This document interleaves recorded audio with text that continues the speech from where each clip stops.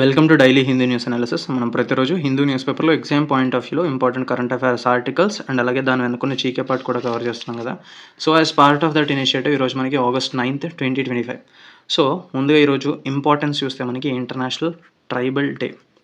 So దాన్ని కూడా మనం international day for indigenous people అని చెప్పేసి కూడా అంటాం, అండ్ వరల్డ్ ట్రైబల్ డే అని కూడా పిలవచ్చు దాన్ని. So August 9th international tribal day. So దాని గురించి క్లియర్గా ఒక ఆర్టికల్ ఇచ్చారు. సో దాని గురించి చూద్దాం. అండ్ ముందుగా ఈరోజు వచ్చిన ఇంపార్టెంట్ హెడ్లైన్స్ చూస్తే మనకి first of all OMCs to get 30,000 crore towards LPG subsidy. So OMCs అంటే ఆయిల్ మార్కెటింగ్ కంపెనీస్కి 30,000 crore రూపీస్ LPG సబ్సిడీ కింద ఇవ్వనున్నారు అని చెప్పేసి ఇక్కడ ఇచ్చారు హెడ్లైన్. అండ్ క్యాబినెట్ నాడ్ ఇచ్చింది దీనికి, అంటే క్యాబినెట్ సో గ్రీన్ సిగ్నల్ ఇచ్చింది అని చెప్పేసి ఇక్కడ హెడ్లైన్ ఇచ్చారు. అండ్ నెక్స్ట్ చూస్తే మనకి Uttarkashi floods relief rescue operations continue in Dharali. So అక్కడ క్లౌడ్ బర్స్ట్ కారణంగా సో అక్కడ ఫ్లడ్స్ అనేవి ఫ్లాష్ ఫ్లడ్స్ అనేవి వచ్చాయి. సో దానికి ఇక్కడ రిలీఫ్ అండ్ రెస్క్యూ ఆపరేషన్స్ జరుగుతూ ఉన్నాయి అని చెప్పేసి అక్కడ ఇచ్చారు. అండ్ నెక్స్ట్ ఇంపార్టెంట్ హెడ్లైన్ చూస్తే మనకి fix the flaws in electoral rolls అని చెప్పి ఎలిగేషన్స్ ఎప్లెంటీ అంటే చాలా ఉన్నాయి అని చెప్పేసి అర్థం. So allegations aplenty problems in voter registration demand systemic solutions by EC. So editorial article వచ్చింది, ఎలక్టోరల్ రోల్స్లో చాలా ఫ్లాస్ ఉన్నాయి, వాటిని ఫిక్స్ చేయాలి అని చెప్పేసి. సో దాని గురించి కూడా క్లియర్గా చూద్దాం. ఇక్కడ మెయిన్ పేజ్లో మనకి ఇంపార్టెంట్ ఆర్టికల్స్ చూస్తే మనకి first of all Modi and Putin discuss Ukraine amid tariff row. So amid this US tariffs పెంచింది కదా, ఎందుకంటే రష్యాతో మనం ఆయిల్ పర్చేస్ చేస్తున్నామని చెప్పేసి అడిషనల్గా 25% టారిఫ్స్ అగైనా విధించడంతో ఇప్పుడు టోటల్ 50% టారిఫ్స్ అనేవి అయ్యాయి మన ఇండియా మీద. So amid these tariff row, so పుతిన్తో డిస్కస్ చేస్తున్నారు సో దీని గురించి. And Putin is also going to visit India in this 23rd annual India Russia summit. So దానికి దిస్ స్ట్రాటజిక్ పార్ట్నర్షిప్కి అటెండ్ అవ్వబోతున్నారు అండ్ స్ట్రాటజిక్ పార్ట్నర్షిప్ని డిస్కస్ చేస్తారు. అండ్ అలాగే ఉక్రెయిన్ కాన్ఫ్లిక్ట్ గురించి కూడా డిస్కస్ చేశారు ఆల్రెడీ.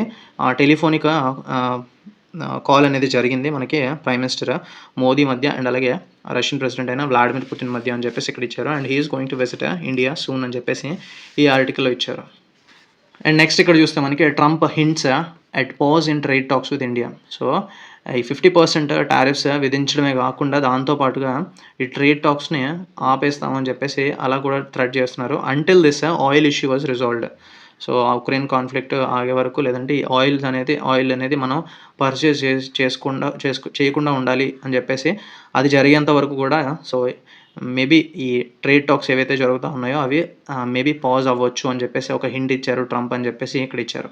అండ్ నెక్స్ట్ ఇక్కడ చూస్తే మనకి పిక్చర్లో చూస్తే ఓషన్ డివోషన్ అని చెప్పేసి ఇక్కడ హెడ్లైన్ ఇచ్చి ఒక పిక్చర్ ఇచ్చారు కదా. సో ఇక్కడ కోలీ కమ్యూనిటీ అని చెప్పేసి వీళ్ళు మహారాష్ట్రలో ఉంటారు. సో ఇక్కడ ముంబైలో ఇక్కడ ఈ పిక్చర్ని డిస్క్రైబ్ చేస్తూ ఇచ్చారు మనకి కోలీ కమ్యూనిటీ.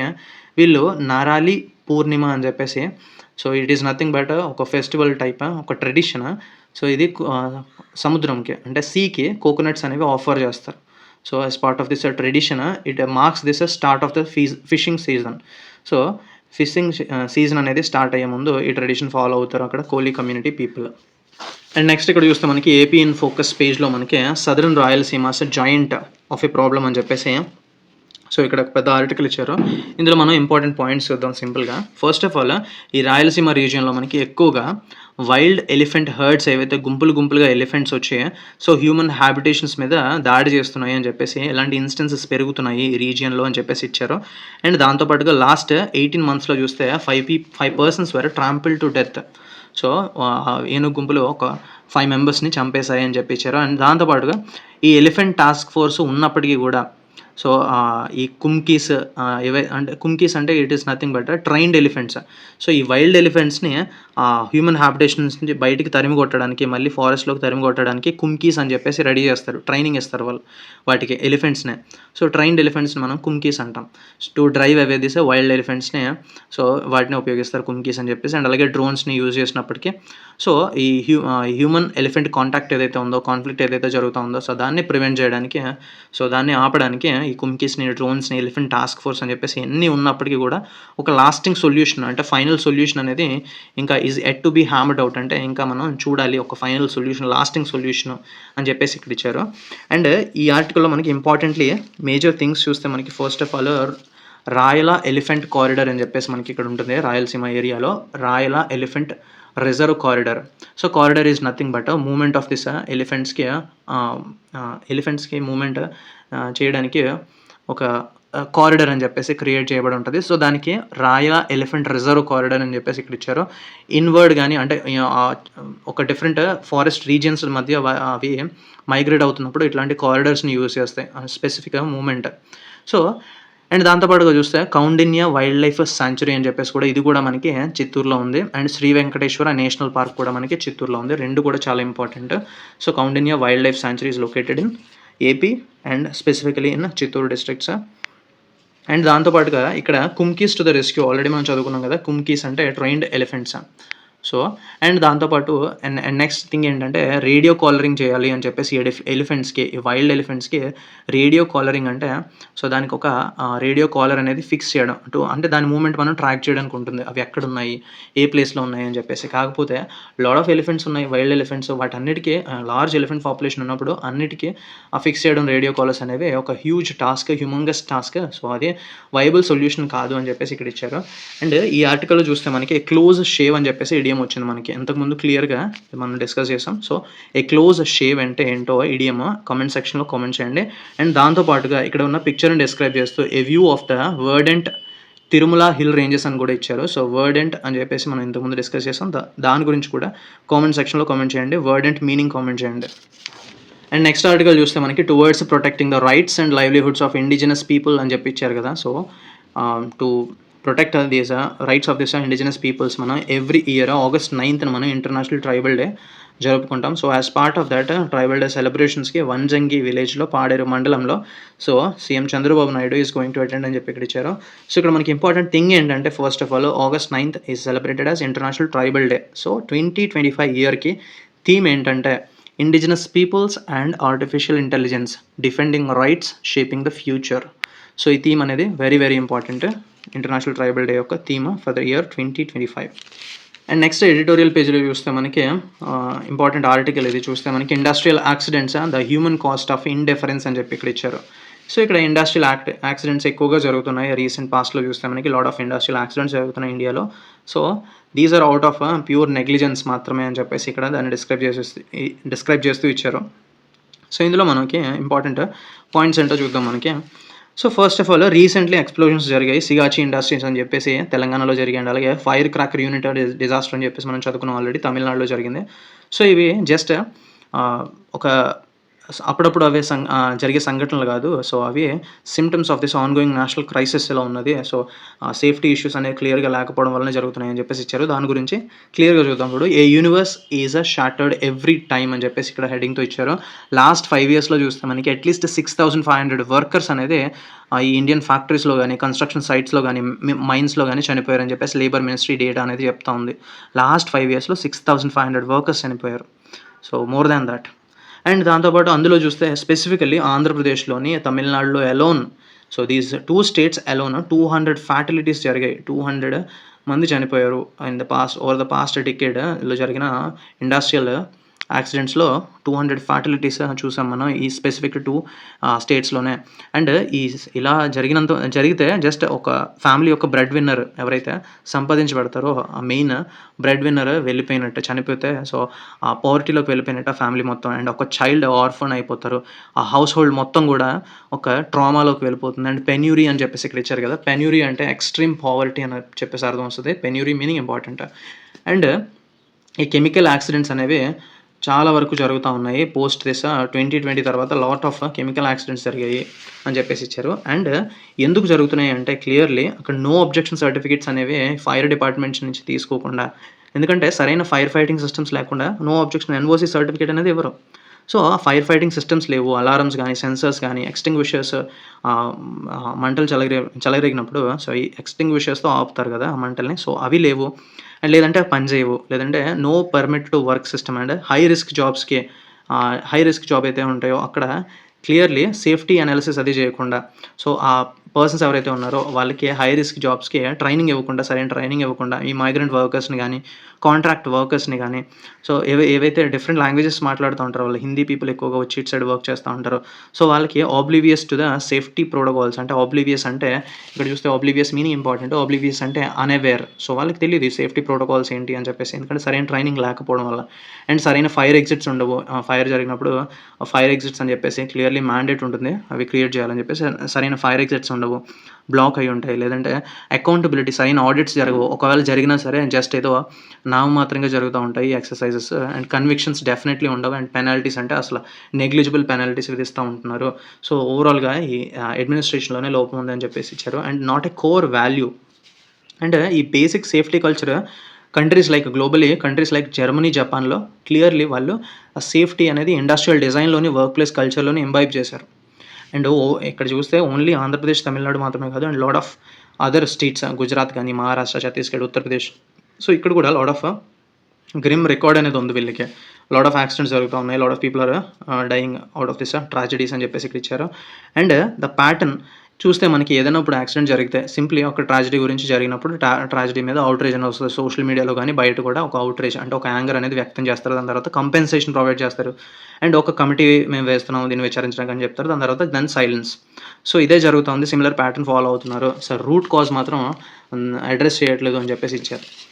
అండ్ ఈ సైలెన్స్ ఆఫ్ ద పబ్లిక్ ఏదైతే ఉందో సో అండ్ దాంతోపాటు ఇనర్షియా ఆఫ్ దీస్ రెగ్యులేటర్స్ కానీ, cost cutting impulse of companies కానీ, సో వీళ్ళందరూ కలిసి ఈ సేఫ్టీ కల్చర్ని ఒక ఓవర్ హెడ్గా తీసి పారేస్తున్నారు. నాట్ అన్ ఆబ్లిగేషన్గా చేయట్లేదు దీన్ని. And lot of high rise ఇదే కానీ high rise corporate headquarters అవి కానీ ఉంటే సో అక్కడ డెఫినెట్లీ సేఫ్టీ ఇష్యూస్ అన్నీ క్లియర్గా ముందుగానే మ్యాండేటరీగా తీసుకుంటారు. కాకపోతే ఇక్కడ ఎవరైతే ఈ కాంట్రాక్ట్ లేబరర్స్, మైగ్రెంట్ వర్కర్స్ ఉన్నారో సో వాళ్ళ దగ్గర ఎందుకు చేయట్లేదంటే their lives are undervalued. So అంతగా పట్టించుకోవట్లేదు వాళ్ళ జీవితాలని అని చెప్పేసి ఇచ్చారు. And the phrase act of God ఏదన్నా జరిగితే సో ఆ కల్పబిలిటీ నుంచి ఆ అకౌంటబిలిటీ తీసుకోకుండా it is an act of God అని చెప్పేసి క్లియర్లీ చెప్తా ఉన్నారు. కానీ రియాలిటీ చూస్తే దే ఆర్ మ్యాన్ మేడ్. ఎందుకంటే నెగ్లిజెంట్ అండ్ ఫెయిల్డ్ సిస్టమ్స్ వల్ల జరుగుతూ ఉన్నాయి ఇవన్నీ. అండ్ సౌత్ కొరియా, సింగపూర్ లాంటి కంట్రీస్లో చూస్తే ఇలాంటి యాక్సిడెంట్స్ జరిగినప్పుడు సీనియర్ ఎగ్జిక్యూటివ్స్ ఎవరైతే ఉంటారో వాళ్ళని క్రిమినల్లీ అకౌంటబుల్ చేస్తారు. సో ఈ క్రాస్ సేఫ్టీ ఫెయిల్యూర్స్ ఏవైతే జరిగాయో వాళ్ళకి సీనియర్ మెంబర్స్ ఎవరైతే ఉంటారో వాళ్ళనే అకౌంటబుల్గా చేస్తారు. వాళ్ళ మీద కేసెస్ పెడతారు. So lower Rang of the people కాదు, హై పొజిషన్స్లో ఎవరు ఉన్నారో వాళ్ళనే అకౌంటబుల్ చేస్తారు. సో అట్లాంటి రెగ్యులేటరీ రీఫార్మ్స్ కానీ, బెటర్ ఆడిట్స్ కానీ మనం తీసుకురావాలి. సో ఎవ్రీ స్టేక్ హోల్డర్ కూడా వీ కేర్ అని చెప్పేసి so we should strengthen hour labour safety boards ఏవైతే ఉన్నాయో వాటిని అండ్ రిస్క్ రిపోర్టింగ్ ఎప్పటికప్పుడు చేయాలి. అండ్ విజిల్ బ్లోవర్స్ ప్రొటెక్షన్ని మనం ఎన్ష్యూర్ చేయాలి. And industry safety is not a favour. అదొక ఫేవర్ కాదు మనం చేస్తుంది. It is a right for the people who are working there అని చెప్పేసి ఇక్కడ ఇచ్చారు. అండ్ నెక్స్ట్ ఎడిటోరియల్ చూస్తే మనకి fix the flaws voter registration problems demand systemic solutions by the election commission of India. ఎందుకంటే లీడర్ ఆఫ్ అపోజిషన్ అయిన రాహుల్ గాంధీ లోక్సభలో clearly criminal fraud జరిగింది అని చెప్పేసి against election commission of India so serious allegations చేశారు. Over 1 lakh fake votes అనేవి create చేయబడ్డాయి బెంగళూరులో ఒక కాన్స్టిట్యుయెన్సీలో అని చెప్పేసి. సో దానివల్ల బీజేపీ 2024 జనరల్ ఎలక్షన్లో హ్యూజ్ విక్టరీ అనేది సాధించింది అక్కడ. అండ్ క్లియర్లీ ఇక్కడ చూస్తే మనకి 5 categories of alleged electoral malpractices జరిగాయని చెప్తున్నారు. సో అది కంప్లీట్లీ చూస్తే మనకి మల్టిపుల్ ఓటర్స్ ఒకే కాన్స్టిట్యుయెన్సీస్లో రిజిస్టర్ అవ్వడం కానీ అండ్ ఈపీఐసీ నెంబర్స్ సేమ్ ఉండడం కానీ డిఫరెంట్ స్టేట్స్లో and large number of voters ఒక సింగిల్ అడ్రస్ నుంచి ఉండడం ఇట్లాంటి లాట్ ఆఫ్ ప్రాబ్లమ్స్ అనేవి క్లియర్గా చెప్పారు ఆపోజిషన్ లీడర్ అయిన Rahul Gandhi. And booth slips ఏవైతే ఉంటాయో పార్టీ వర్కర్స్ ఓట్ వేయడానికి మెంబర్స్కి బూత్ స్లిప్స్ ఏవైతే ఇస్తారో showing multiple votes by the same person. ఒక సేమ్ పర్సన్ మల్టిపుల్ ఓట్స్ వేసే విధంగా చేశారు. And single booth represents serious violation. ఎందుకంటే 1 person 1 vote ఉండాలి అని చెప్పేసి ఏదైతే ప్రిన్సిపల్ ఉందో సో దానికి అగెనెస్ట్ సీరియస్ వైలేషన్స్ జరిగాయని చెప్తున్నారు. అండ్ ఈ డిస్క్రిపెన్సీస్ అండ్ ఈ ప్రాబ్లమ్స్ ఏవైతే జరిగాయో అవి not just limited this specific constitution overall చాలా డిఫరెంట్ కాన్స్టిట్యుయెన్సీస్లో మ్యాసివ్గా జరిగింది ఇది. అండ్ సిమిలర్ ఎలిగేషన్స్ ఎలక్టోరల్ రిజిస్ట్రేషన్స్లో మహారాష్ట్ర అసెంబ్లీ ఎలక్షన్స్లో సేమ్ అలానే జరిగింది అని చెప్పేసి సో దట్ అన్ఎక్స్పెక్టెడ్ విక్టరీ వచ్చింది అక్కడ బీజేపీకి అని చెప్పేసి ఇక్కడ ఎలిగేషన్ అనేది వేశారు. అండ్ దాంతోపాటు చూస్తే ECI has adopted this defensive stance. ఎప్పుడు కూడా డిఫెన్సివ్ స్టాన్స్ అనేది తీసుకుంటా ఉంది. సో మీరు డెఫినెట్లీ అండర్ ఓత్ అనేది మీరు ఈ ఎవిడెన్స్ అనేది చూపించండి అని చెప్పేసి క్లియర్లీ అపోజిషన్ లీడర్ని అడిగింది ఈసీఐ. అండ్ దాని తర్వాత చూస్తే ఈ పీడిఎఫ్స్ కింద రిలీజ్ చేస్తూ ఉంటుంది. సో సింపుల్గా సెర్చ్ చేసే విధంగా కాకుండా సెర్చబుల్ టెక్స్ట్ ఫార్మాట్లో కాకుండా పీడిఎఫ్స్ విధంలో రిలీజ్ చేస్తూ ఉంటుంది election commission of India. So దానివల్ల ఆ సెర్చింగ్ అనేది కొంచెం కష్టం అవుతూ ఉంటుంది. అండ్ రోబస్ట్ వెరిఫికేషన్ అనేది సరిగ్గా ఉండదు ఈ ఓటర్ వెరిఫికేషన్ అప్పుడు. అండ్ ఎలక్టోరల్ రోల్ రీఫార్మ్ అనేది డోర్ టు డోర్ తీసుకురావాలి మనం. ఈ ప్రస్తుతం ఇప్పుడు జరుగుతున్న ఎస్ఐఆర్ ఎక్సర్సైజ్ ఏదైతే ఉందో బీహార్ పోల్స్లో, సో దాంట్లో కూడా చూస్తే ఎలక్టోరల్ రోల్ ప్రాబ్లమ్స్ చాలా వరకు ఉన్నాయి. అండ్ ఇంప్లిమెంటేషన్ రష్గా ఇంప్లిమెంట్ చేయడం, అంటే ఫాస్ట్గా ఇంప్లిమెంట్ చేయడం just before elections, and identity verification సరిగ్గా చేయకపోవడం అనేది. అండ్ రీసెంట్లీ ఇప్పుడు చూస్తే మనకి 65 lakh voters draft voter rolls నుంచి లేరు. సో అందులో majorly women electors are excluded. ఎందుకంటే మేజర్లీ మెన్ అనేది బయటికి అవుట్ మైగ్రేట్ అవుతున్నప్పటికీ బీహార్ నుంచి వర్క్ పరంగా, సో విమెన్ ఎక్కువగా ఎక్స్క్లూడ్ అయ్యారు అని చూస్తే మనకి ఇక్కడ క్లియర్లీ ఇల్లిటరేట్ పీపుల్ని సైడ్ లైన్ చేశారు అని చెప్పొచ్చు. And model code of conduct కానీ ఈ వీవీప్యాట్స్ని కొన్ని శాంపిల్స్ మాత్రమే టెస్ట్ చేస్తూ ఉన్నారు. సో వాటిని సరైన ప్రపోర్షన్లో టెస్ట్ చేయట్లేదు. And technical safeguards for this symbol loading, వీవీప్యాట్స్లో సింబల్ లోడింగ్ అనేది ఉంటుంది. ఇలాంటి టెక్నికల్ సేఫ్ గార్డ్స్ అనేవి క్లియర్లీ సరిగ్గా చూసుకోవట్లేదు. అండ్ సీసీటీవీ ఫుటేజ్ ఏదైతే పోలింగ్ బూత్స్లో ఉంటుందో, సో అది ఈ election commission of India retain చేసుకుంటూ ఉంది. అండ్ ఫైనల్ టర్న్అవుట్ ఫిగర్స్ అనేవి డీలే చేస్తూ ఉంది. And all these things are against this democratic norms అని చెప్పేసి ఇక్కడ చెప్తా ఉన్నారు. And the process of appointing this election commissioners appoint చేసే విధానం అనేది సుప్రీంకోర్టు రికమెండేషన్ అయినా చీఫ్ జస్టిస్ ఆఫ్ ఇండియాని కూడా ఇంక్లూడ్ చేయాలని చెప్పేసి సుప్రీంకోర్టు రికమెండేషన్ చేసింది. కానీ దాన్ని ఫాలో అవ్వట్లేదు ప్రస్తుతం government. So this is a deliberate fraud. So democratic ఫంక్షన్ని ఒక సిస్టమిక్ ఫ్లాస్ అనేది జరుగుతూ ఉన్నాయని చెప్పేసి క్లియర్లీ అలా చేశారు దానివల్ల. And comprehensive water rolling auditing జరగాలి. అండ్ ఎన్హాన్స్డ్ ట్రాన్స్పరెన్సీ ఉండాలి డేటా షేరింగ్లో కానీ. And technical safe guards ensure చేయాలి. అండ్ ఆడిట్ ట్రయల్స్ జరుగుతూ ఉండాలి. అండ్ సేఫ్టీ ప్రోటోకాల్స్ కానీ, strong enforcement of this electoral regulations కానీ, ఎవ్రీ పొలిటికల్ పార్టీతో కన్సల్టేషన్స్ జరిపి సో సిస్టమిక్ ఫ్లాస్ని ఎప్పటికప్పుడు రెక్టిఫై చేస్తా సో ట్రస్ట్ అనేది బిల్డ్ చేయాలని చెప్పేసి ఈ ఆర్టికల్ ఇచ్చారు. అండ్ నెక్స్ట్ చూస్తే మనకి ఇక్కడ గ్రౌండ్ జీరో పేజ్లో మనకి ఒక బిగ్ ఆర్టికల్ వచ్చింది in the name of a nation అని చెప్పేసి. సో దీనికి సింపుల్గా మనం సమ్మరీ చూద్దాం. ఎగ్జామ్ పాయింట్ ఆఫ్ వ్యూలో అంత ఇంపార్టెంట్ కాదు, కాకపోతే సింపుల్గా సమ్మరీ చూద్దాం. సో కొన్ని పాయింట్స్ యూజ్ చేసుకోవచ్చు మనం ఎగ్జామ్లో. So as thousands of Bengali speaking migrants ఎవరైతే ఉన్నారో వీళ్ళు డిఫరెంట్ స్టేట్స్కి సో మైగ్రేట్ అవుతూ ఉంటారు ఇన్ సర్చ్ ఆఫ్ వర్క్. ఎందుకంటే బెంగాల్ రీజియన్లో, వెస్ట్ బెంగాల్లో బెంగాలీ స్పీకింగ్ ఎవరైతే పీపుల్ ఉంటారో సో వాళ్ళకి సరైన ఎంప్లాయ్మెంట్ ఆపర్చునిటీస్ లేవు అని చెప్పేసి సో వాళ్ళు మైగ్రేట్ అవుతూ ఉంటారు. సో వాళ్ళ సిటిజన్షిప్ని క్వశ్చన్ చేస్తారు, ఎందుకంటే బెంగాలీ మాట్లాడతారు కాబట్టి. సో వాళ్ళకి బంగ్లాదేశ్ కొంచెం యాక్సెంట్ అనేది ఉంటుంది కాబట్టి సో వాళ్ళని సిటిజన్షిప్ రిలేటెడ్ క్వశ్చనింగ్ అనేది జరుగుతూ ఉంటుంది.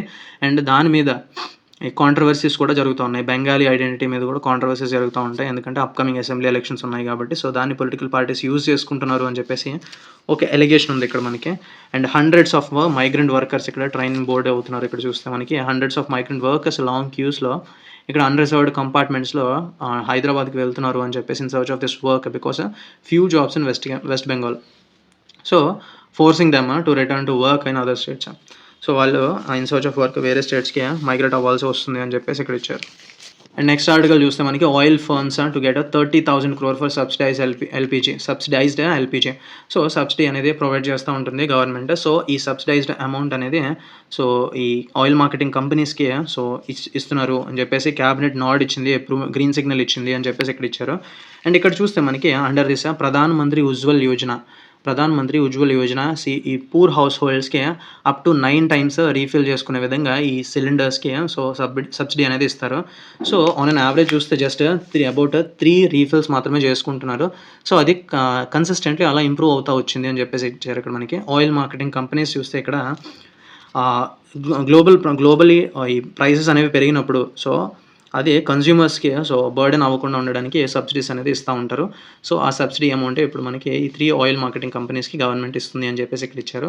సో అవి చూస్తే మనకి బీపీసీఎల్ అండ్ అలాగే Hindustan petroleum corporation limited HPCL and Indian oil corporation, ఈ 3 పబ్లిక్ సెక్టర్ ఫర్మ్స్కి so they are going to receive this compensation under this LPG subsidies అని చెప్పేసి ఇక్కడ ఇచ్చారు. అండ్ నెక్స్ట్ ఆర్టికల్ చూస్తే మనకి Russia is not Iran, India can't halt oil imports on demand. So Russia Iran కాదు, India can't halt అంటే stop అని అర్థం ఇక్కడ మనకి. Halt meaning important. So we cannot stop this oil imports on demand. ఎందుకంటే US demand చేసినంత మాత్రం మనం ఆయిల్ ఇంపోర్ట్స్ తగ్గించలేము, సడన్గా కట్ చేసేయలేము. ఎందుకంటే మనకి ఆల్మోస్ట్ 35% ఆఫ్ ఆయిల్ ఇంపోర్ట్స్ మనకి రష్యా నుంచే వస్తున్నాయి ప్రజెంట్. అండ్ ఇలాగనే 2018లో డొనాల్డ్ ట్రంప్ టర్మ్ ఉన్నప్పుడు సో జీరో అవుట్ అని చెప్పేసి ఆయిల్ ఇంపోర్ట్స్ని ఇరాన్ అండ్ వెనిజులా నుంచి టోటలీ కట్అవుట్ చేయండి అని చెప్పేసి అప్పుడు కూడా చెప్తే మనం ఇలానే కంప్లై చేసాం ఆ డైరెక్షన్స్ని. మే 2019కి డెడ్ లైన్ పెడితే దాన్ని మనం కంప్లై చేసాం. సో డెఫినెట్లీ ఇక్కడ చూస్తే ఈసారి రష్యా ఇరాన్ కాదు, మేము మీరు చెప్పిన విధంగా మేము కట్ చేయడానికి అని చెప్పేసి ఇక్కడ చెప్తా ఉన్నారు. So what will happen in the future, let's see. And next చూస్తే ఇక్కడ మనకి Rajnath postpones US visit as tariff dispute cast the shadow. So Rajnath Singh is set to visit US to this ఒక డిఫెన్స్ అగ్రిమెంట్ చేసుకోవడానికి, defence related procurement కోసం. So he is going to attend but is about to attend but this tariff dispute ఏదైతే ఉందో so దానివల్ల postponement అనేది జరిగిందని చెప్పేసి ఇచ్చారు. And discussions regarding co production of Stryker combat vehicles.